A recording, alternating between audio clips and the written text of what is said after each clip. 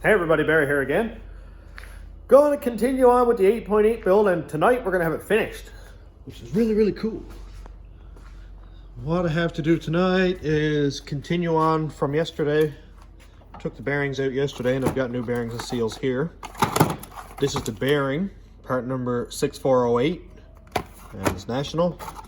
Same with the seal, 8835S. Those are the side axle bearings and seals. Yesterday we did this junk in here. After I get my axles punched in, I'll put the C-clips in, which are right here. I was going to buy new ones, but these look fine, if not dirty. Side axles are right here. They're in good shape. Also, I did get a part in today. Thanks to my buddy Jordan Glover, who put it on the courier for me. He's on YouTube at One Hit Race Cars. Got a wicked Mustang, and it's really cool, so check it out.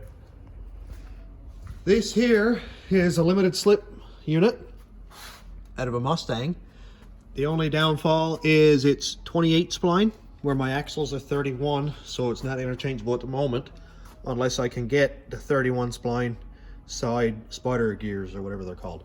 So if anybody has a set of those, it'd be really cool if you would let me know, and I could buy them off you or trade you LS parts or whatever, something. I'd be very appreciative. If not, I'll go ahead and weld it in for something. I don't know, I'll figure it out, no big deal. So here we go. Let's get this done.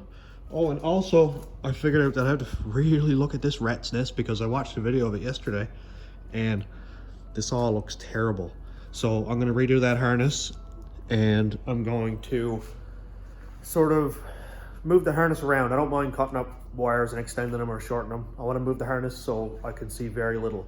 I did it on a rat rod where I put this main harness here, the big part, in under the intake, and it ran across and out the back, and there was nothing over here. But of course I can't do that because there is no under the intake. So I'll see if I can run it down and under the fuel rail or something like that. That'll be nothing serious. Also, today, my cousin messaged me and said he's got some plate steel for me that I can make my oil pan out of. He's got some 3/16 plate for the flange and some 1/8 plate for the oil pan itself. You know, the sump part or whatever, which is probably a little bit thick, but knowing me, I'll slam it into a curb or hit one of our trench-sized potholes here and bottom out and smash the bottom of the pan. So it's nice to have it a little bit thicker. So thanks to him very much for that. JLS Fabrication, Jimmy Lee Stairs.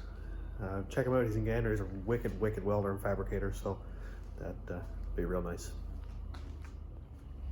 Oh, and before I forget, past 500 subscribers today, so halfway to becoming a YouTube partner, or potentially if they like what I do. And that's really cool. It's really exciting to know that there's people out there who want to watch what I'm doing, and you know, I don't get on your nerves too much. So if you haven't already and would like to keep up and enjoy what you're seeing so far, and you want to see what craziness I'm going to get into with the van, then consider subscribing. Thanks.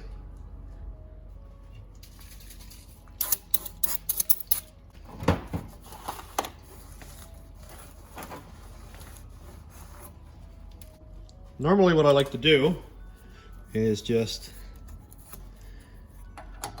sit the bearing in place, take the old race that I removed, and just kind of smack it in. Make sure it's straight. Trying to hit your fingers. Let's see if I can do this side on.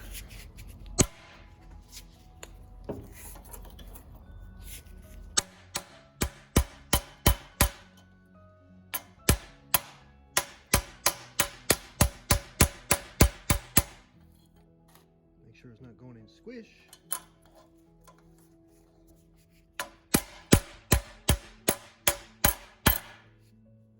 And when the noise changes, you know you got to seat it all the way. I'll run some oil in that bearing after I put the seal in. Make sure this is all nice and clean. And same idea with the seal. I just like to grab a piece of metal, put it over it, make sure it's nice and even.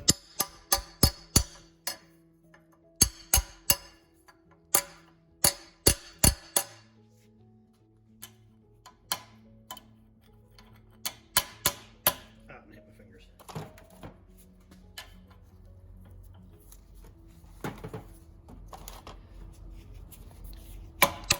This is where a seal installer kit really comes in handy. I like to go in a little bit past flush because sometimes you do get axles that are worn a little bit where seal surface is and they don't seal perfectly. So just push it in a little bit farther, about 1/8 of an inch or so. Usually works really well. And bottle 80/90 with the funnel spout on it. And just kind of put some in there, roll it around a little bit. Everything's nice and greased.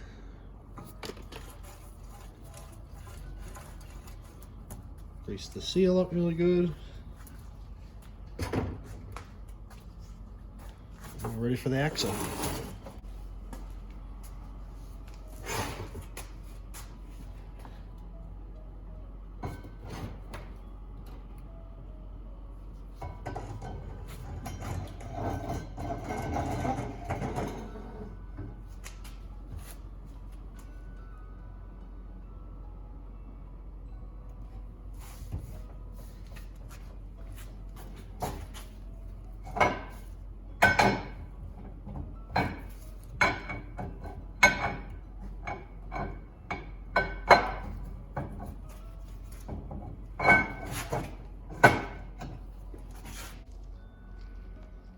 And here we can see our axle is protruded out past the spider gears. Here's our C-clip. I'll throw a little bit of oil in there. Make sure nothing's dry when it starts to rotate. Pop that one on, and then pull the axle out. And there we go. When our C-clip is flush with the spider gears, we know that everything is sitting perfectly and the pin will go through no problem. So let's repeat the other side.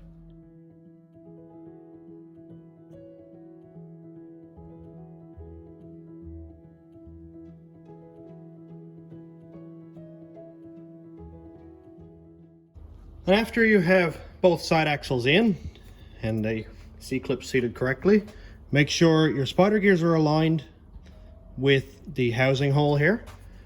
Take your pin, pour a little bit of oil on it, and then push it gently. If it doesn't basically fall into place, then something's not lined up correctly. Don't hit it with a hammer. Don't smash on it. Just pull it back out, work the gears around a little bit, just make sure everything is in line. Then we're going to take our new pin, and this one already has thread sealer on it, which is kind of neat. And it's an 8mm or 5/16 head. And I suppose I should go back and show you this. There's a hole in this pin that of course should be lined up correctly with the threaded hole in the housing. If it's, you know, at a line like that, obviously you're not going to get the bolt through it. So just make sure that one's aligned before you put it in. Push the pin in, and here we go. So then you just screw it in until it's tight.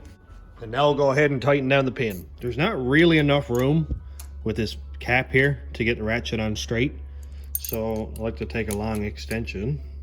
This one's probably way too long, but take a long extension, put it on, and then you got it nice and straight so you don't round off the head of the bolt. Don't go too crazy and twist it off, but it can take quite a bit of strain because it's a hardened bolt. And we're done. Just time to put some RTV on it, bolt the cover on, and pour some fluid in it. I am going to be painting the diff, so I'm going to go ahead and clean up this cover because it's kind of nasty looking. Plus there's some leftover RTV and stuff in there where somebody was in there before. So we'll clean that up really nice, clean up the inside of the cover so no contamination gets in around our bearings and gears, and then we'll be done.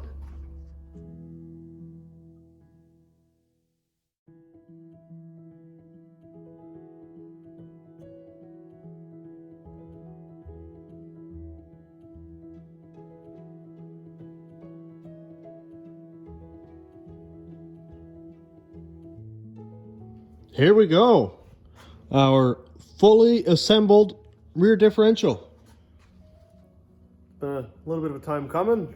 Other projects on the go, that kind of thing, between the engine and the transmission stuff and the clutch and all that. So getting little bits and pieces done at a time.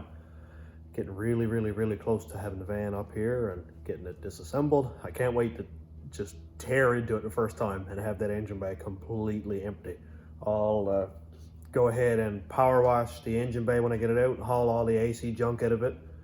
Size up some engine mounts, that kind of thing. So, and as a bonus, most of the snow was melted off the roof of it now, so it might actually move because I imagine it was pretty heavy. I've got these put down just hand tight.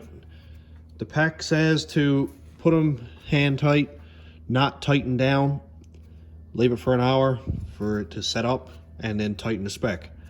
So after we have all that done, then I can pour some fluid in it maybe tomorrow.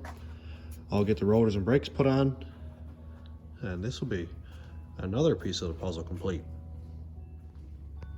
So now I need to get on getting some parts ordered, like brake hoses, because of course we don't have it. Calipers and pads. I'm gonna go on and use the rotors, because although they're rusty, they don't look like they're scarred up or warped.